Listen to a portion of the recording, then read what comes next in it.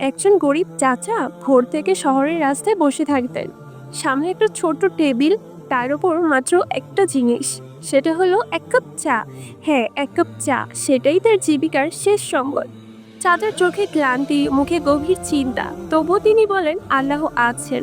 উনি আমার রিজিক লিখে রেখেছেন, উনি আমার রিজিকের উত্তম পরিকল্পনাময়ী।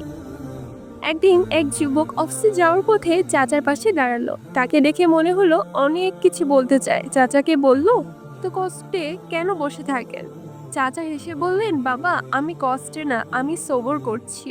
আমার আল্লাহ দেখছেন, আমি জানি উনি দেরি করতে পারেন, কিন্তু তিনি আমার রিজিক দিতেই থাকবেন।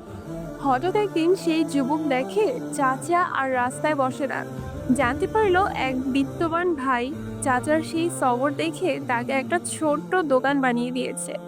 চাচা এখন আর রাস্তায় বসেন না, তিনি নিজের দোকানে বসে বলেন, দেখো, আমি শুধু এক কাপ চা নিয়ে বসেছিলাম, আর আল্লাহ আমাকে একটা জীবন দিয়ে দিলেন।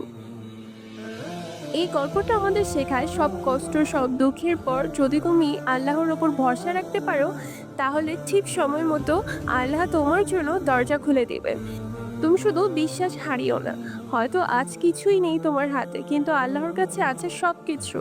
সবর করো, নামাজে লেগে থাকো, দোয়া করতে থাকো। রিজিকে শুধু টাকা নাম না, রিজিক হলো শান্তি, সুস্থতা, সম্মান, আর হচ্ছে আল্লাহর কৃপা।